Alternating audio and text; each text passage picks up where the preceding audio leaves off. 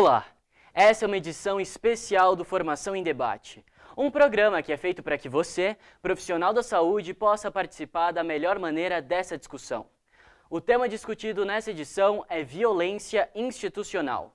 O nosso convidado é o Dr. Jonas Melman, da área técnica de atenção integral à saúde da pessoa em situação de violência.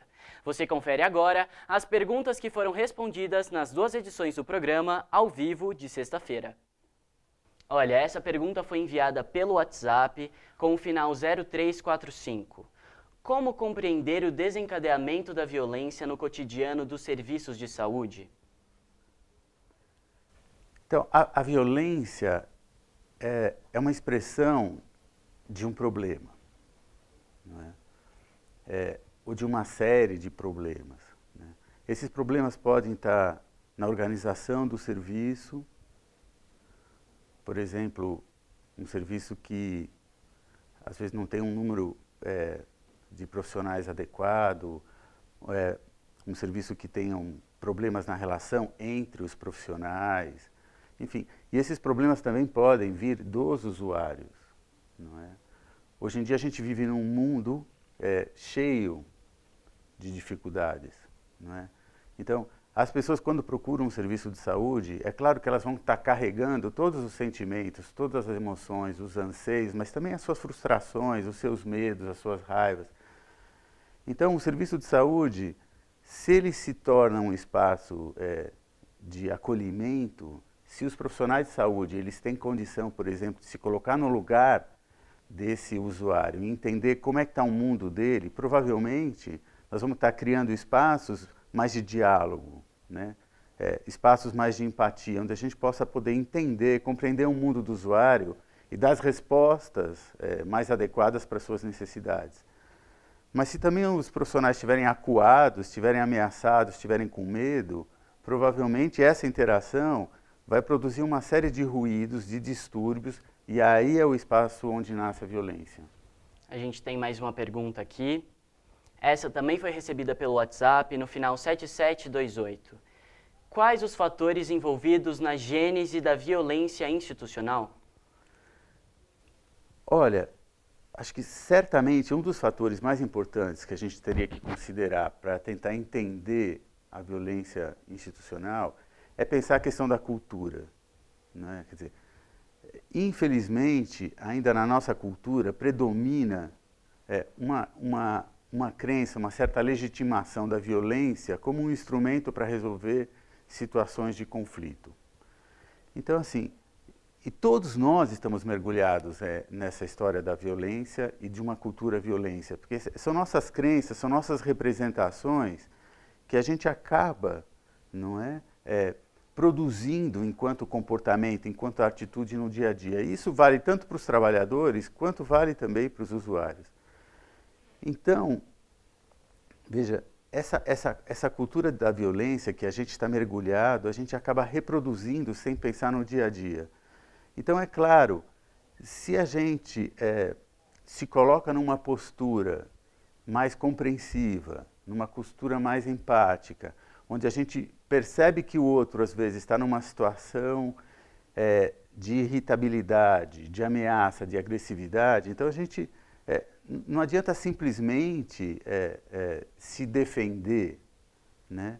A gente precisa aprender a criar um espaço onde a gente possa interagir com o outro e permitir que esse outro possa se expressar através da palavra. Também porque, assim, onde não existe palavra, é ali que nasce a violência. Certamente, quando não existe a possibilidade de uma comunicação, essa comunicação se vai dar através do gesto, e esse gesto, muitas vezes, é um gesto agressivo. Então, a gente tem que ir aprendendo cada vez mais a criar esse espaço de diálogo, de acolhimento, né? E isso vai humanizando o nosso serviço. Exatamente, doutor. A gente tem aqui mais uma participação, essa também pelo WhatsApp, no final 1199. Quais são as repercussões e consequências da violência na vida dos trabalhadores e dos usuários? Então, a violência na vida de todos nós produz sofrimento. Então, sofrimento que vai se dar no corpo, esse sofrimento que vai se dar na mente, e sofrimento que vai acontecer nessa interação entre as pessoas. Então, assim, isso não é diferente num serviço de saúde. Quer dizer, a violência, ela gera uma dor, não é? Quer dizer, ela intoxica as relações, as pessoas sofrem. Então, muita gente, não é, se sente massacrada, é uma coisa intolerável. Então, assim, realmente a gente precisa criar mecanismos, né, sejam pessoais, sejam coletivos, no sentido da gente diminuir, não é, o desencadeamento da violência, né, e da gente melhorar a qualidade da convivência, né, no sentido da gente poder ter relações mais pacíficas, né, relações mais dialógicas, relações mais empáticas. Olha, então vamos para mais uma pergunta. É possível prevenir a violência institucional? Essa também pelo WhatsApp no 3091. Eu acho que, sem dúvida, que é possível prevenir a violência. Eu já vi muita gente que vai falar de prevenção da violência e que propõe a contratação de policiais armados, né? Porque, quer dizer, às vezes a gente, a nossa atitude inicial é uma atitude de insegurança. Então, para ter mais segurança, é como se a gente precisasse contratar mais policiais, mais controle, mais fiscalização. Veja, acho que existem maneiras mais efetivas e mais potentes de prevenir a violência que apontam na direção que eu estava dizendo antes, que é da convivência, não é? De que as pessoas e os coletivos possam olhar para si mesmos e perceber assim, de que maneira que eu posso estar contribuindo para a violência ou para a não violência. Então, assim, quanto mais diálogo, quanto mais negociação, quanto mais mediação de conflito, menos violência a gente vai ter num serviço. Quanto mais perto um serviço tiver da comunidade, menos violência, mais essa comunidade vai se sentir apoiada, vai ter o serviço como um parceiro. Ótimo, doutor. Vamos para mais uma pergunta agora. Essa também pelo WhatsApp, no final 5423. Qual a relação entre a política de humanização e os projetos de prevenção de violência institucional? Então, a política da humanização, ela vem exatamente na direção de criar condições que os serviços possam construir uma relação mais humana, mais pacífica, de melhor qualidade com a população. Então, existe uma relação muito estreita entre prevenção de violência e humanização das relações de saúde. Então, essa humanização, ela nasce dessa perspectiva que eu possa olhar esse usuário, mesmo numa situação de crise, mesmo numa situação que ele está emocionalmente afetado, de uma forma mais humana, que eu possa compreender o mundo dele e que eu possa ir aprendendo, eventualmente, a como desativar esses mecanismos agressivos, entendeu? Como que eu posso transformar uma demanda que vem de uma forma, às vezes, violenta, não é? De uma maneira mais adequada, entendeu? Que eu possa transformar uma relação que muitas vezes nasce de um conflito e que eu possa ajudar essa pessoa, não é, a entender o mundo dela. Então, olha, você também pode fazer contato com a gente durante toda a semana. Não é necessário que seja só durante o programa. Vamos para mais uma pergunta, doutor? Vamos lá. Olha, essa também pelo WhatsApp, no 8808. Como devemos proceder caso algum paciente force o médico a prescrever um remédio ameaçando-o? Acho que é uma pergunta bem interessante, no sentido da gente ver como muitas vezes os profissionais de saúde se sentem acuados, né, sob uma situação dessa de ameaça, né. Veja, eu não tenho uma receita para dizer como é que um médico deve se proceder numa situação que um paciente ameace ele se ele não prescrever um remédio. Eu acho que essa é uma boa situação de perguntar, será, por que que esse usuário está ameaçando o médico? Por que que ele quer esse remédio? Né? Como é que se dá essa construção de uma relação de poder, entendeu? Que alguém precisa, entendeu? Usar da ameaça para obter um remédio, não é? Quer dizer, eu acho que essa é uma oportunidade, é como se fosse um chamamento àquele profissional de falar assim, olha, peraí, vamos conversar. Não é? O que está acontecendo com você? Por que você está tão bravo? Por que você está me ameaçando? Veja, eu estou querendo te ajudar, entendeu? Enfim, isso que eu estava dizendo dessas oportunidades que nascem no sentido de poder criar esse espaço dialógico, criar esse espaço de negociação. A gente tem aqui mais uma pergunta, doutor. Essa também pelo WhatsApp no 1123. Trabalho na recepção de uma UBS e já aconteceu de um paciente partir para a agressão pela ausência de um médico. Como temos que proceder nesse caso?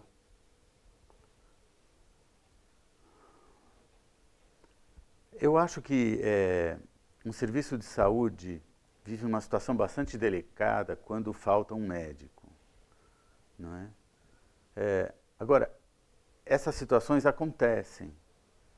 Talvez essa é uma outra oportunidade que um serviço teria quando ele mostra, de certa forma, a sua fragilidade ou a sua ausência de profissionais, de poder sentar com essa comunidade, ou com esse usuário, e discutir com ele aquela situação. Porque as pessoas que estão lá não são responsáveis, em última análise, pela falta daquele médico. Não é? Um serviço de saúde, como eu disse, que tem essa capacidade de conversar, de dialogar com as pessoas, certamente ele vai viver menos situações de violência. Essa pessoa, ela precisa de um atendimento, não é? Se não está um médico lá, essa pessoa, ela se sente desrespeitada. Então, assim, a gente precisa criar um lugar de respeito, no mínimo para dizer para essa pessoa, olha, o médico não está aqui, mas vamos conversar com você, de que maneira que a gente pode te ajudar. Existem mecanismos de desativação da agressividade e da violência quando as pessoas se sentem ouvidas, escutadas, reconhecidas no seu direito, entende? Sim. Então, mais uma pergunta, doutor, também pelo WhatsApp, no 2560. Como gestora de uma unidade de saúde, eu posso cancelar um atendimento caso eu perceba alteração de humor em um paciente? Como eu devo proceder? Eu acho que essa gestora ou essa diretora de unidade talvez está dizendo assim, ela percebe que o paciente está agressivo e só porque ele está agressivo é o caso de cancelar a consulta? Não me parece que é o caso. Eu acho que essa é uma chance, não é, que essa diretora, que essa gestora tem de poder sentar com essa pessoa e falar assim, o que está acontecendo com você? Eu estou vendo que você está com raiva, eu estou vendo que você está muito frustrado com o que está acontecendo. Vamos tentar sentar junto e pensar o que está acontecendo com você, como é que eu posso te ajudar, não é? Eu acho que simplesmente cancelar a consulta, aí sim pode-se dar um motivo para essa pessoa agir com mais violência ainda. Olha, a gente acabou de receber uma pergunta, doutor. Como os NPVs, Núcleo de Prevenção à Violência, podem ajudar os trabalhadores de suas unidades? Essa foi recebida também pelo WhatsApp, no final do telefone 8984. Então, para quem não sabe, os Núcleos de Prevenção de Violência são as equipes em cada unidade de saúde que estão se responsabilizando pela organização do cuidado às pessoas em situação de violência. Então, uma das funções do NPV, exatamente, é dentro de cada serviço, sentar com a sua equipe e pensar ações de prevenção da violência, não é? Não somente na relação entre os usuários e os profissionais, porque também existe muita violência, muitas vezes, dentro da própria equipe. Então, assim, as equipes poderem sentarem juntas e pensarem como que elas estão organizadas, como que funciona essa equipe, sem dúvida nenhuma, é um caminho, não é, de estar melhorando a convivência entre todas as pessoas que, de alguma forma, circulam numa unidade. Sim, então vamos para mais uma pergunta. Olha, essa também pelo WhatsApp, no 9087, o final. O que fazer nos casos de violência verbal dentro do ambiente de trabalho? Então, a violência verbal, como outras formas de violência, não é? Elas são expressão, não é, de uma dificuldade que a gente tem de estabelecer uma comunicação mais pacífica. Não é? Quando que a gente agride uma pessoa? Provavelmente quando a gente se sente agredido. Então, assim, é possível, sim, a gente desenvolver formas de comunicação que sejam não só menos violentas, mas que tenham uma qualidade maior. Veja, quando que nasce isso? Nasce quando a gente é capaz, muitas vezes, de se colocar no lugar do outro, entende? Porque muitas vezes a gente se vê completamente assim, separado do outro, e esse outro é quase um inimigo, entendeu? A nossa integridade. Então, assim, as relações mais empáticas, as relações mais humanizadas, elas demandam isso, essa percepção do outro como um legítimo outro. Então, de uma pessoa que eu seja capaz de reconhecer, mesmo que diferente de mim, mesmo que tenha opiniões diferentes de mim, mas uma pessoa que tenha direitos. Então, assim, essa abertura para o outro diferente cria esse espaço de diálogo e negociação, entendeu? E muitas vezes a gente não quer isso, entendeu? Muitas vezes o que a gente quer é acirrar, entendeu? Muitas vezes o que a gente quer é uma disputa para ver quem tem mais razão. Não é esse o melhor caminho. Olha, a gente acabou de receber mais uma pergunta pelo WhatsApp no final 1577. O que é comunicação não violenta, doutor? Então, a comunicação não violenta é uma metodologia de comunicação que foi desenvolvida por um psicólogo americano chamado Marshall Rosenberg, que basicamente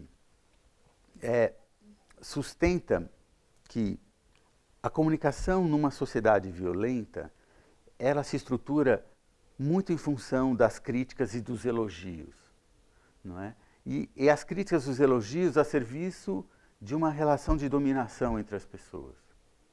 Então, o Marshall inverte essa lógica da dominação e diz assim, existe uma comunicação, que é essa comunicação empática não violenta, que está a serviço da vida. Então, o que ele chama de uma comunicação a serviço da vida? Uma comunicação que reconheça o direito do outro, reconheça as necessidades do outro, reconheça que esse outro é diferente de mim, que eu posso construir uma ponte com ele, que eu posso construir laços. E a melhor forma de construir essas pontes é através da comunicação não violenta, através de eu poder dizer para o outro, sem ofendê-lo, sem criticá-lo, quais são os meus desejos, quais são as minhas necessidades e como é que a gente pode juntos trabalhar no sentido de responder a essas necessidades que existem comuns entre nós. O nosso tempo é curto, mas ainda dá tempo de você mandar as suas perguntas. Entre em contato com a gente e participe da discussão. É só enviar sua dúvida por e-mail ou por WhatsApp nos contatos que aparecem aqui na sua tela. A gente tem mais perguntas. Vamos lá. Essa também pelo WhatsApp no final 5267. Nós, profissionais da atenção primária, trabalhamos em áreas vulneráveis, tendo a violência como um dos problemas. Como denunciar tal acontecimento e permanecer atuando, sabendo que somos foco de suspeita em denúncia desse gênero, sendo que muitas vezes essa violência não fica explícita? Bom, o que eu entendi dessa pergunta é que esse trabalhador trabalha provavelmente numa região mais periférica da cidade e se sente vulnerável porque é uma região de alta incidência de violência. Veja, acho que é importante, acho que provavelmente hoje quase todos os trabalhadores sabem que os casos de violência eles têm que ser notificados e que essa notificação é fundamental para a construção das políticas públicas, para a gente ter informação de qualidade, ao mesmo tempo que essa notificação garante uma relação de cuidado às pessoas que estão naquela situação de violência. O que a gente percebe muitas vezes é que as pessoas se sentem ameaçadas de notificar a violência porque pode ser que esse eventual agressor vai se voltar contra o profissional. Então, em função disso, atualmente depois de uma ampla discussão para a formação da linha de cuidado, que a gente entende hoje que essa notificação, ela pode e deve, muitas vezes, ser notificada não pela pessoa do profissional, mas pelo serviço, pela instituição como um todo, não é? Então, a gente, sem dúvida nenhuma, entende que é preciso resguardar a integridade desse profissional. Por outro lado, né, a notificação ela é fundamental, ela é o instrumento que garante o cuidado, ela é o instrumento que garante o aprimoramento da política pública, entende? Mais uma pergunta agora, doutor, também pelo WhatsApp no final 1937. Como compreender o desencadeamento da violência no cotidiano dos serviços de saúde? Então, a violência nos serviços de saúde, eu diria que é um sintoma. É um sintoma como de uma doença de uma pessoa, não é? Então, é aquela luzinha que acende e fala assim, olha, aqui tem um problema. A gente precisa olhar para esse problema, a gente precisa compreender esse problema, qual que é a origem dele, qual que é a raiz dele. E a gente precisa pensar quais são as estratégias necessárias para modificar, entendeu? Essa situação que no fim vai desencadear a violência. Exatamente, doutor. E a gente tem mais outra pergunta, também pelo WhatsApp, no final 1937. Quais são as maiores vítimas de violência institucional? Olha, eu não sei se existem maiores e menores. Eu acho que, no fundo, todos nós somos vítimas da violência institucional, não é? Claro que existem situações que a vítima, evidentemente, a vítima maior é o profissional, às vezes é o usuário. Na verdade, violência é uma coisa que faz mal para todo mundo, né? Faz mal para a vítima, mas também faz mal para o agressor. Eu acho que basta um pai ou uma mãe, às vezes, que bate no filho e vai perceber como aquele gesto violento fez mal para ela. Então, assim, eu acho que o mais importante é perceber que violência faz mal e que a gente precisa encontrar um caminho de viver melhor, e viver melhor é com menos violência. Então vamos para mais uma, via WhatsApp também, no final 1836. Que regiões têm o maior número de casos de violência institucional e por quê? Olha, eu não tenho essa informação, quais as regiões da cidade que têm maior número de eventos de violência institucional. Eu tenho a impressão que a violência institucional, infelizmente, é um fenômeno que está distribuído em toda a cidade, não é? Que ela é a expressão das nossas dificuldades, sejam de organizar os serviços ou de construir uma relação melhor, com mais qualidade e mais pacífica com os usuários. Eu diria assim, acho que o mais importante é a gente entender isso como uma oportunidade de poder melhorar enquanto pessoas e melhorar enquanto coletivos e enquanto organização de serviço. Vamos para mais uma pergunta, doutor? Essa também pelo WhatsApp, no final 9065. Que ações vêm sendo feitas para a redução da violência institucional? Então, a Secretaria de Saúde tem investido nos últimos 10 anos muito em capacitação, em educação permanente. Então, a gente tem procurado, assim, nessas capacitações, ampliar a capacidade dos trabalhadores de lidar com as situações de violência, né? De cuidar dos casos de violência. E eu acho que tem um aspecto muito importante também das nossas capacitações, que é um olhar para as necessidades dos profissionais de eles terem um espaço de cuidado. Então, a gente está muito atento, não é, a essa necessidade que o profissional tem de poder falar das suas vivências, de poder compreender como é que é o momento que ele está vivendo, porque os trabalhadores, eles também precisam de ajuda, sabe assim, para poder lidar com a violência. Não só a violência que vem do usuário, mas a violência dentro também da sua própria equipe.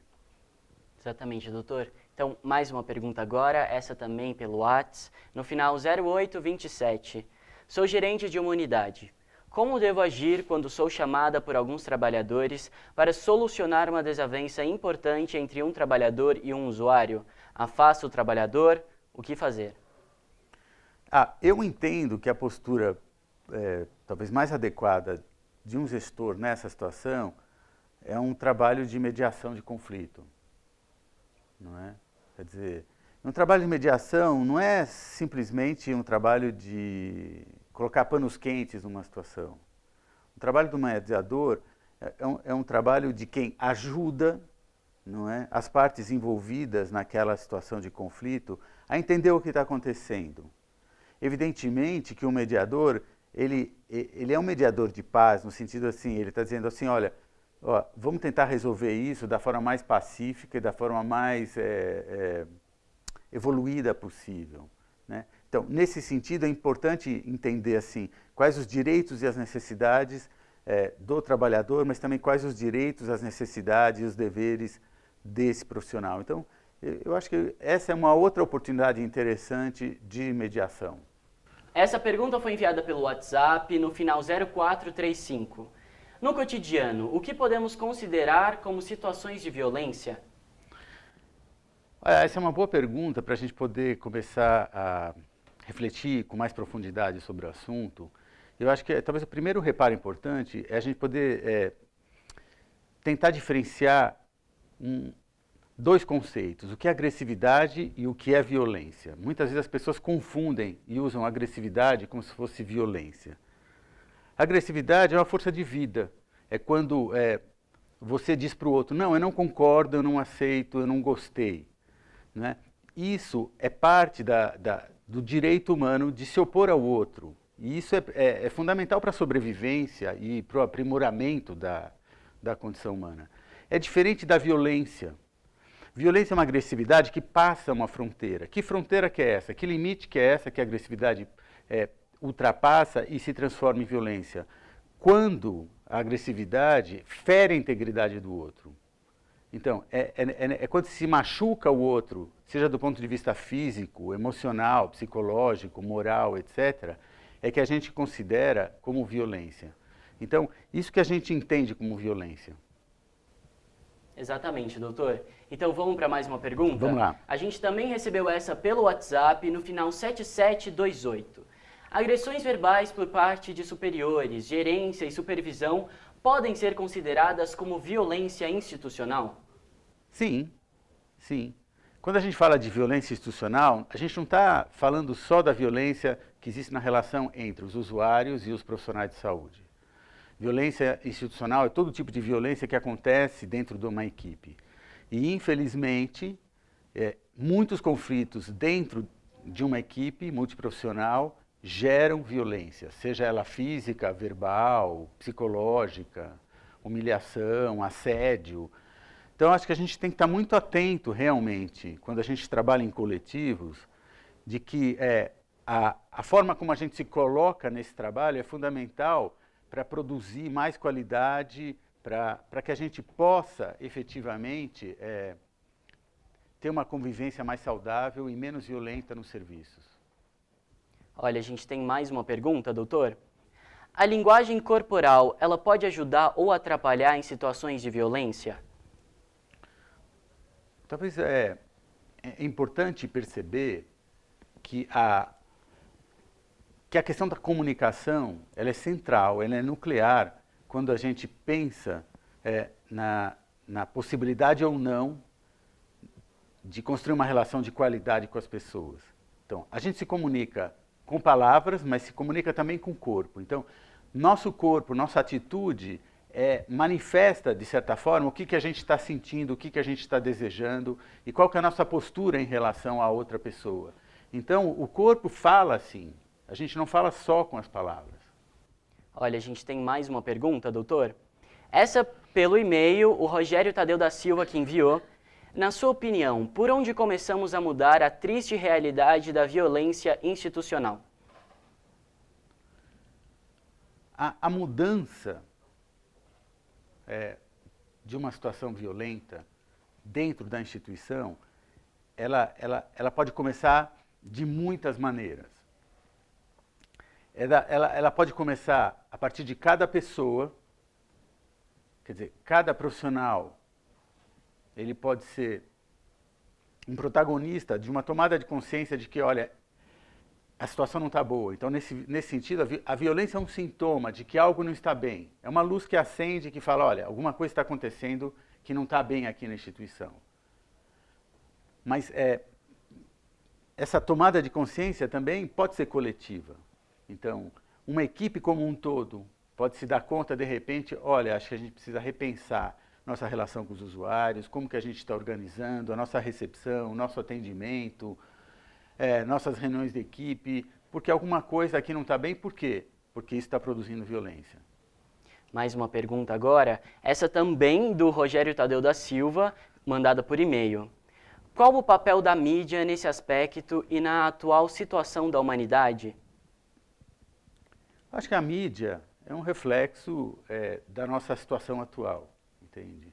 Então, vivemos uma cultura violenta? Sim, vivemos. E o que caracteriza uma cultura violenta? Uma cultura violenta é uma cultura que legitima a violência como um instrumento de resolução de conflitos. Veja, conflitos são essenciais para o aprimoramento da sociedade. Sempre vai existir conflitos, dentro e fora dos serviços de saúde. Nas relações pessoais, nas relações familiares, entre amigos, nas relações econômicas. O X da questão é como que a gente vai lidar com esses conflitos. Porque sempre vai existir conflitos de interesse, conflitos de visões, conflitos de posicionamento ideológico.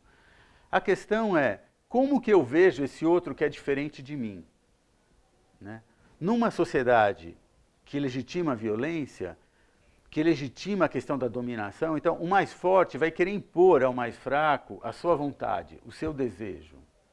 Né? Então, isso se dá de uma forma violenta, muitas vezes, porque não existe essa abertura para o diálogo, não existe essa abertura para a negociação.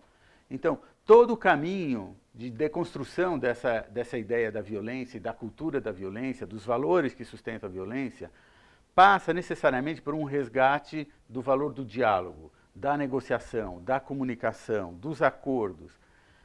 E isso não é fácil. Isso não é fácil. Muitas vezes a gente precisa aprender a se comunicar de uma forma mais dialógica, mais empática, entende? Não tem jeito, entende? Sempre vai existir conflito, mas aí eu preciso descobrir quem é esse outro que está diante de mim. Por que ele é diferente? Como é que essa diferença nasce? Como é que a gente vai lidar com ela? E isso é muito melhor quando a gente consegue dialogar.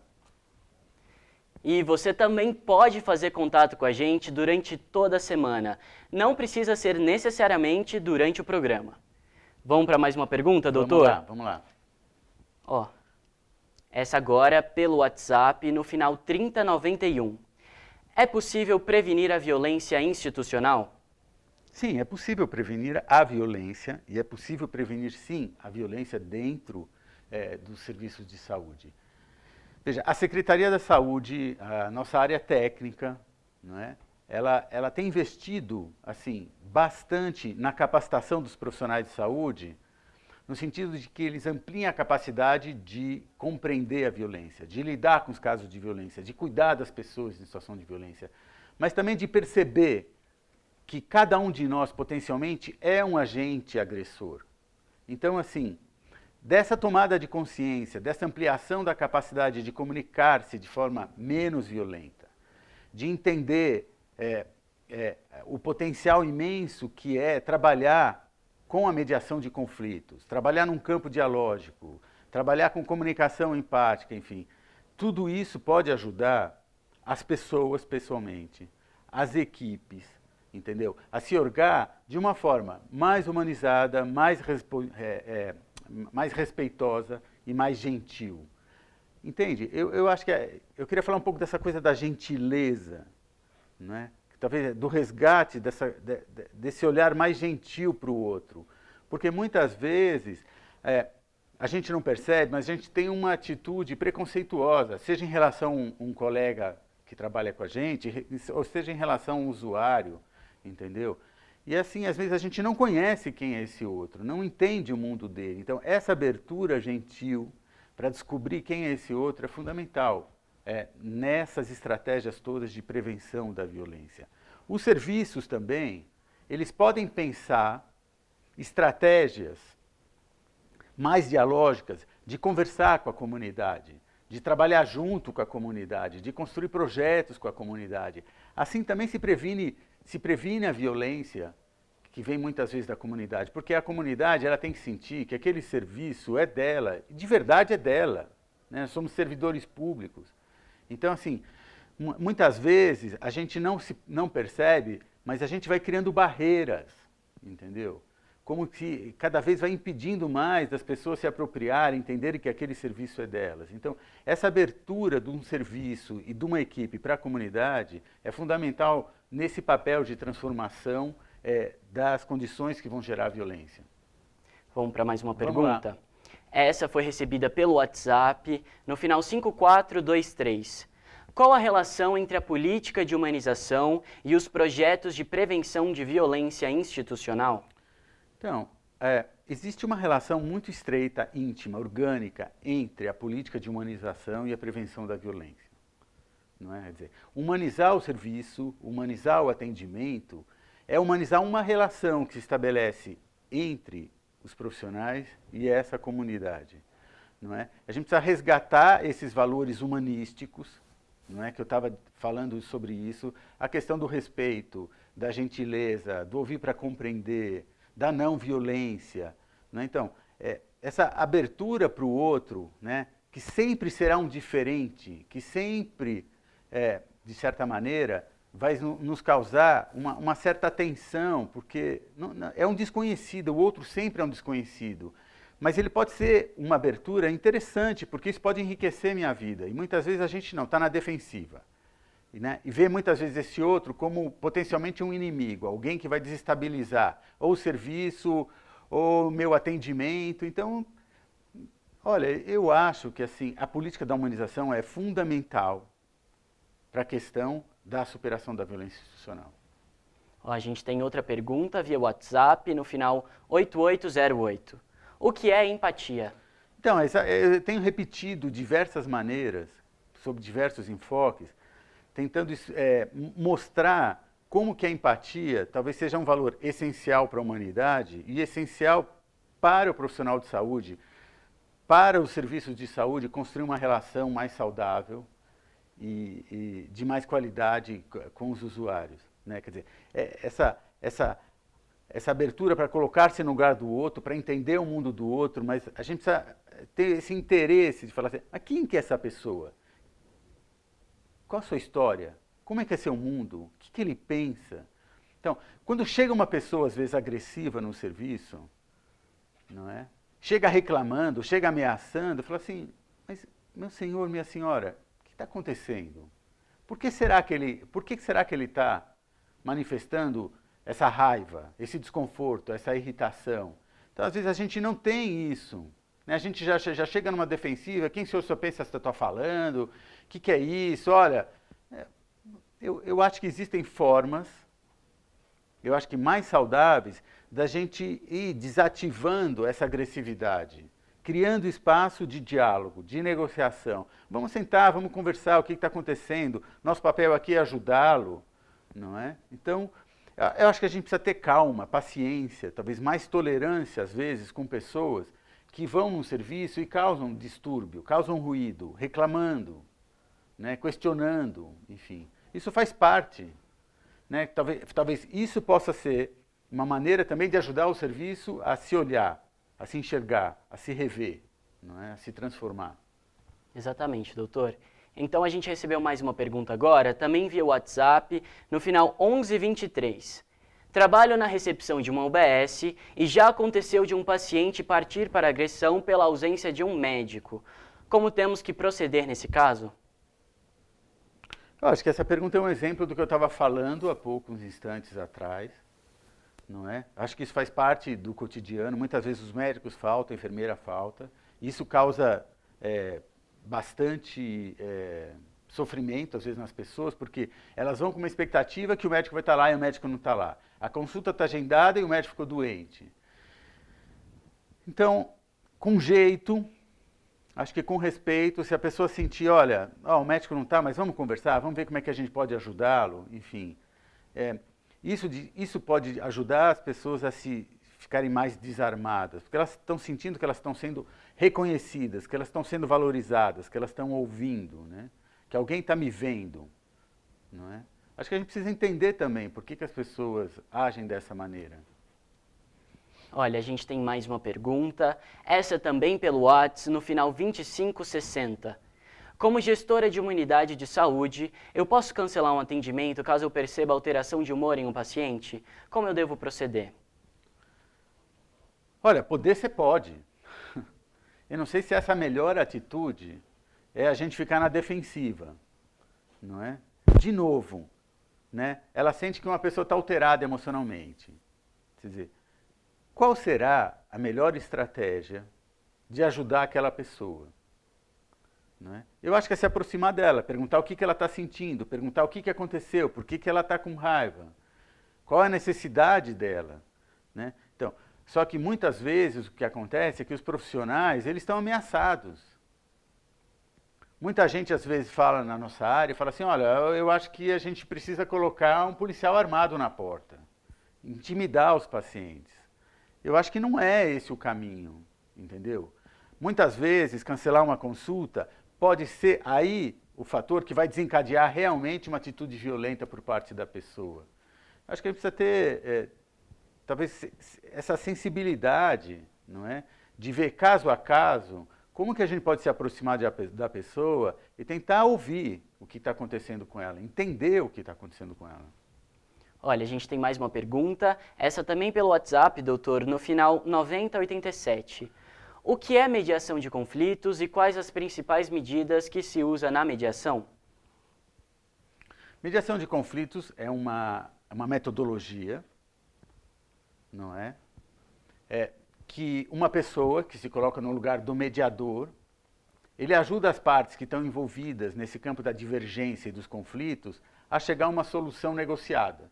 Então, o mediador é alguém que ajuda a criar esse campo dialógico, onde uma parte vai entender a outra e vão tentar chegar num lugar comum, né? Quer dizer, qual a principal ferramenta para essa questão da mediação de conflitos? É o diálogo, um diálogo construtivo, não é?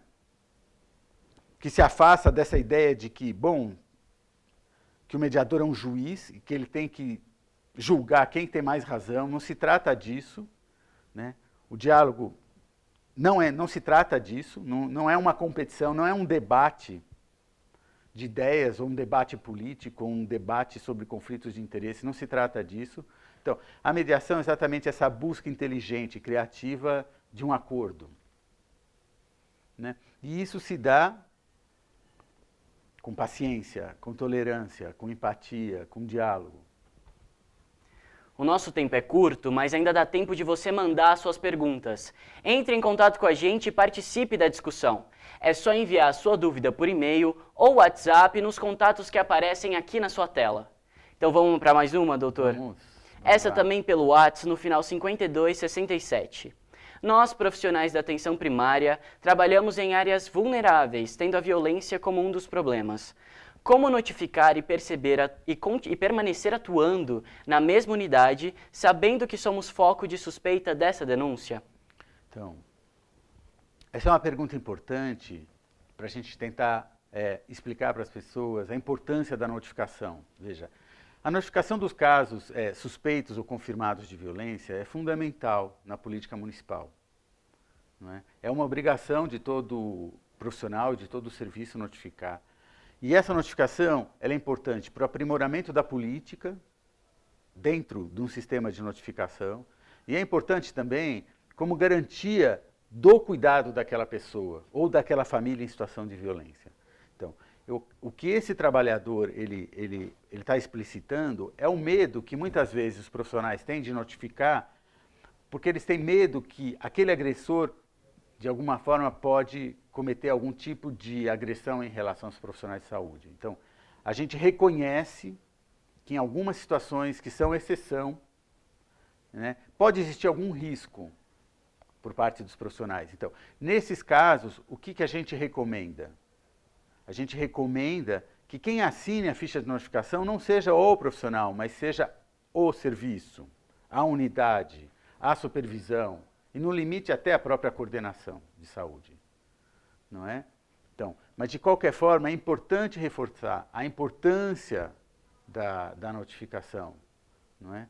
Que ela é muito valiosa. A gente precisa entender a dimensão do problema, a gente precisa quantificar, a gente precisa qualificar, não é, essa informação. E olha, a gente acabou de receber uma pergunta. Na área em que atuo, vejo que muitas queixas de assédio moral nos serviços públicos, o que não deixa de ser uma violência institucional. Neste caso, o que deve ser feito é do Fabrício, da UBS República. Bom, o assédio moral é uma forma de violência. Então, como toda forma de violência, a gente tem que enfrentar e superar isso. Quer dizer, eu acho que um trabalhador que está se sentindo sob ameaça, sob assédio, ele tem o direito de denunciar essa situação, tentar modificar essa situação, né? É um dever da secretaria poder, de alguma forma, contribuir para que essa violência cesse, não é? A gente tem mais perguntas aqui. Essa foi recebida pelo WhatsApp no final 1937. Normalmente, situações de violência acontecem quando um trabalhador precisa negar algum pedido do usuário. Não tem remédio, consulta. Como fazer isso da melhor maneira? De uma forma gentil, respeitosa, honesta, não é? Tentando explicar para a pessoa, não é? Qual o motivo daquela situação, né? Eu acho que a saúde enfrenta uma série de dificuldades. Acho que não adianta a gente negar essas dificuldades que a saúde está passando. Agora, se você tem um espaço de conversação, um espaço onde você pode comunicar para a pessoa de uma forma tranquila, explicar para ela o problema, eu acho que é muito mais fácil das pessoas entenderem, não é? Então, com gentileza, com calma, não é? A gente pode ir construindo passo a passo relações menos violentas, mais respeitosas. A gente tem mais uma pergunta aqui, doutor. Olha, essa também pelo WhatsApp, no final 9065. Que ações vêm sendo feitas para a redução da violência institucional? Acho que são muitas as ações que os serviços têm realizado nessa direção, não é? Existem muitos serviços, os núcleos de prevenção de violência, que praticamente existem em todas as unidades básicas de saúde, nos CAPs, nas URSS. Agora a gente está numa fase de implantação dos NPVs nos hospitais, nos pronto-socorros. Eles têm uma função básica, não é? De organizar, de implementar a política municipal para a superação da violência no serviço de saúde. À medida que esses NPVs, que as equipes vão se fortalecendo, elas vão desenvolvendo uma série de medidas, seja dentro da própria equipe, de criar espaços, não é? De transmissão de conhecimentos, espaços onde elas possam falar sobre a questão da violência, onde elas possam reorganizar o trabalho de cuidar dos casos em situação de violência. Então, tudo isso, de alguma forma, contribui para criar um clima mais favorável para o diálogo, para a negociação, para relações empáticas. Então, esses núcleos de prevenção da violência, à medida que eles estão se organizando, eles vão pensando, cada caso, em cada região, qual que é a melhor estratégia. Não existe uma receita geral, entendeu? A gente precisa ver cada caso, não é? O que acontece naquele território, qual que é a melhor estratégia para se construir um projeto com a comunidade, com uma ONG local. Então, eu acho que são muitas as possibilidades, por exemplo, da gente trabalhar.